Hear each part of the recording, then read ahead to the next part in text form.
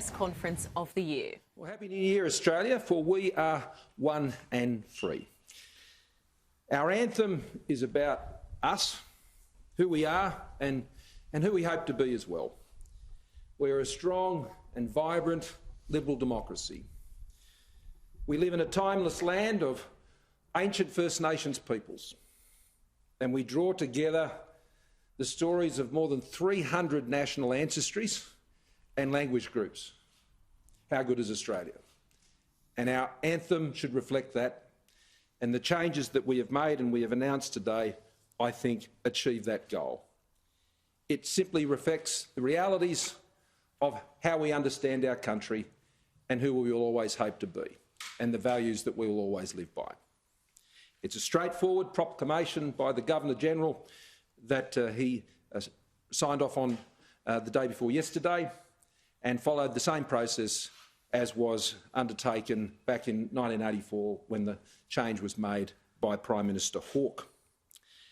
It's a change for all Australians, and I've already been encouraged by the strong response from Australians right across the country, Indigenous, non-Indigenous, people of all different backgrounds, people of all different political views, and I think this very much sits in the mainstream of where Australia would like us to go, and I think it's a great way to start the new year.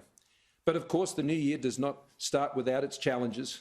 COVID still hasn't gone away. It hasn't taken a holiday. It won't be going anywhere. And as a result, we continue to deal with the very serious challenges, and that's why I'm pleased to be joined today by the Chief Medical Officer, Paul Kelly. I want to congratulate Australians for doing the right thing last night, and not just last night, but over a longer period of time, particularly in Sydney and Greater Sydney and the Central Coast, and now including down in Wollongong, as New South Wales has done extraordinarily well to get on top of this latest outbreak. Today's news is encouraging, the news in both New South Wales and also in Victoria. And I will ask the Chief Medical Officer to speak more to those points of information that have come through, particularly in the last 24 hours.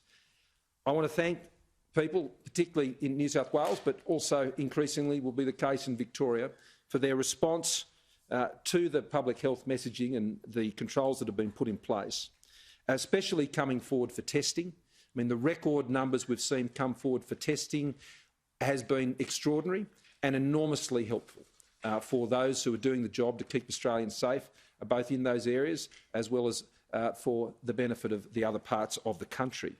And in Victoria, we are seeing already, I think, the results of the strengthening of their tracing systems that have been put in place over many months, and it's been good to see how that swung into gear over the course of the last 24 hours or so or longer, and we're seeing them getting on top of that information very quickly, which is assisting them in managing this most recent outbreak in Victoria. I also want to just note that the wastewater testing results that the Premier of New South Wales referred to in her own media conference just recently, which revealed that the areas where we know there to be cases have been confirmed in that wastewater testing, but elsewhere across New South Wales, outside the Greater Sydney area, with the exception obviously of Wollongong where that was confirmed, that remains low and negligible risk, and the Chief Medical Officer can speak more to those issues.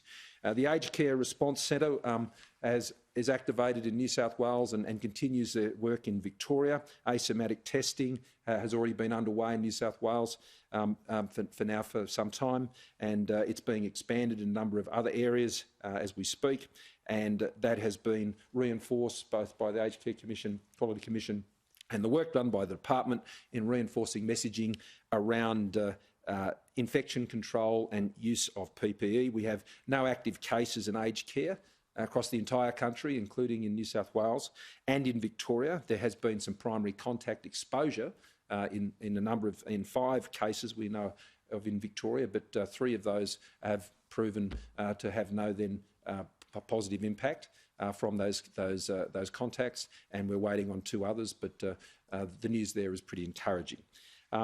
Just finally, before I hand over to the Chief Medical Officer, since the 18th of September, as we've now drawn to the close of last year, the figures on December 30 was that 63,109 Australians we were able to get home by the end of the year since the 18th of September.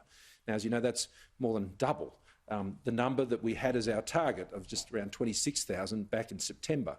Obviously, more people have put themselves on the list, and there is still quite a number on there at a similar level that we've talked about in recent times. Australians want to come home. We're going to keep helping them to come home. Those flights are continuing to come to Australia. The expanded quarantine and support in places like the Northern Territory and others are doing their job as those flights continue to come through, and that'll continue to be an issue we manage into the new year. But our process here as a federal government continues. The AHPPC, the medical expert panel, continues to meet every day. I'm remaining here in Canberra for the foreseeable future over the course of the next week. If there are any changes to the arrangements with the ACT, then that may enable me to get back to Sydney next week, but I think that's unlikely.